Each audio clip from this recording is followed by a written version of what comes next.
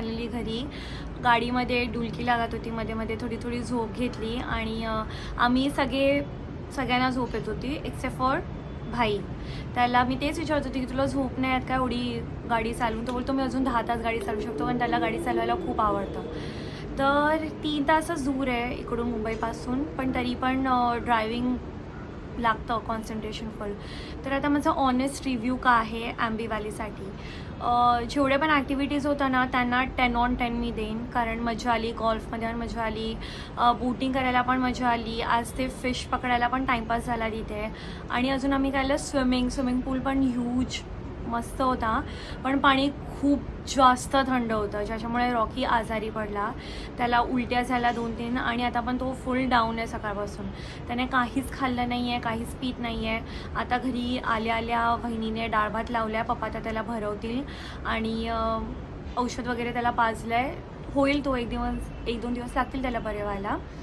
तर ते आणि पण जेवणासाठी मी -10 पॉईंट्स देईल, कारण जेव्हा तुम्ही पैसे स्पेंड करता ना तर ते ती फिलिंग असायला पाहिजे की it's worth every penny.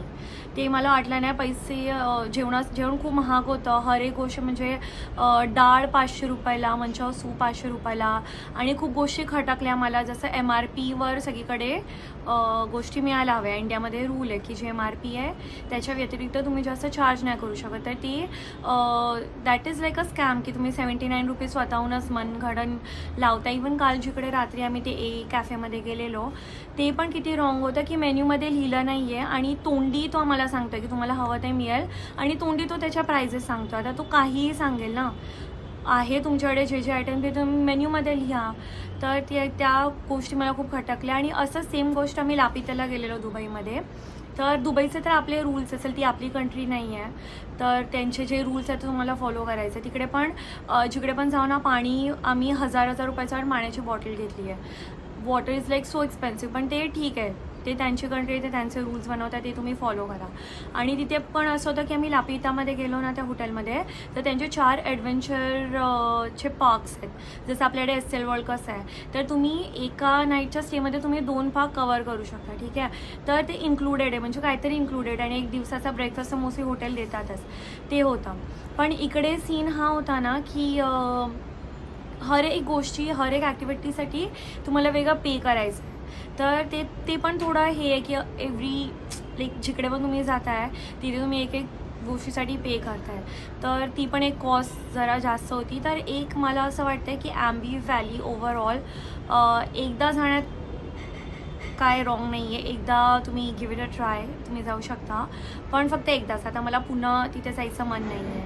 Specially जे स्कॅम होता ना, या गोष्टी मनाला खटकतात. आणि पैसे जर ते इन्क्लुडेड असते किंवा असं तर मला वाटलं नसतं एवढं. पण मग तेच हे की हर एक गोष्टीसाठी तुम्हाला पे करावं लागतं, की ॲटलिस्ट तुम्ही एवढं रूमसाठी तुम्ही एवढं चार्ज करता, तर ॲटलिस्ट एखादी ॲक्टिव्हिटी तुम्ही पर नाईट एका रूमला एक ॲक्टिव्हिटी कॉम्प्लिमेंटरी देऊ शकता किंवा असं काय करू शकता. पण ठीक आहे. आणि ते चालतं मस्त आहे, मला वाटतं प्रॉफिटमध्ये चालतं आहे, कारण तिथला स्टाफ बोलत होता की कबाना करून जे सर्वात एक्सपेन्सिव्ह रूम्स आहेत ना ते नेहमी बुक असतात. नेहमी 12च रूम्स आहेत ते, आणि सर्वात एक्सपेन्सिव्ह आहे ते, तर ते नेहमी असतात फुल. आणि आम्ही पण गेलो होतो, सगळे गाड्या असा क्यू लावावी लागत होती असं, तर म्हणजे फुल आहे ते तिकडे, ऑक्युपन्सी रेट आहे चांगला. तर तेच याच्या हॉटेल्सची आणि जेवणाच्या गोष्टींना ते त्यांनी थोडं सुधारायला हवं. आणि जर ते एवढे चार्ज करतात आहे ना, तर ते तेवढं टेस्टी पण असायला हवं जेवण, है ना. जेव्हा तुम्ही 1000 रुपये एका डिशसाठी चार्ज करताय, 300 रुपये नानसाठी, तर ते खायला पण तेवढं, म्हणजे मला वाटायला पाहिजे ना की हां इट्स लाईक वर्थ इट, मी माझे मेहनतीचे पैसे इकडे लावते आहे, तर तेवढं चांगलं आहे जेवण. पण ते नाही आहे. आताच आम्ही घरी येऊन तुंगाची बिर्याणी मागवली, इट इज लाईक 1000 रुपीज. आणि काल पण आम्ही तिकडे एक बिर्याणीची मागवली 1000 रुपीज, आणि ती खायला पण होत नव्हती. आम्ही म्हणजे 1000ची बिर्याणी घेतली, त्याच्यात माझ्या भावाने थोडा खाल्लं असेल, मी 1-2 घास ट्राय केले, बहिणी आणि पप्पाने तर खाल्ला पण. आणि रात्री ना एक कुत्रा, मी जेव्हा त्यांच्या रूममधून माझ्या रूममध्ये होती ना, तो एक कुत्रा होता तिकडे, तर त्याला मी ते देऊन टाकली ती बिर्याणी उरलेली. तर ती म्हणजे ती खाण्याच्या लायकीची पण नव्हती असं. तर मी तेच बोलते की it's not worth your money basically. असे हे वॉल्फिंग तर तुम्ही बाहेर पण करू शकता. फक्त एक फॅमिली पिकनिक करायची होती आणि कुठेतरी जायचं होतं, तर मी जाऊन आलो. तर असं हा माझा आहे रिव्ह्यू. आणि आता मी आली, आता सगळं अनपॅक करायचं सामान, तुम्हाला हे पाठी दिसत असेल, हे सगळं अनपॅक करायचं आहे, वॉशिंग मशीन लावायची आहे. आणि थोडा झोपेन, कारण झोप येत आहे, झोपेचा नेहमीचा माझा त्रास. आणि उद्या सकाळी माझी 6ची फ्लाईट आहे, 4 सेक्टर आणि हैदराबाद लिव्हवर. तर आता थोडं झोपते मी, अनपॅक करून थोडी बिर्याणी खाते. इथली तुंगाची बिर्याणी, चिकन टिक्का बिर्याणी मस्त एकदम आमची फेवरेट आहे. ती आमच्या असे पूर्ण फॅमिलीच्या 2-3 गोष्टी ज्या आम्हाला सगळ्यांना आवडतात. जसं एक तो पिझ्झा आहे, तो जसं आपल्याला कोणाला पार्टी द्यायची असेल ना काय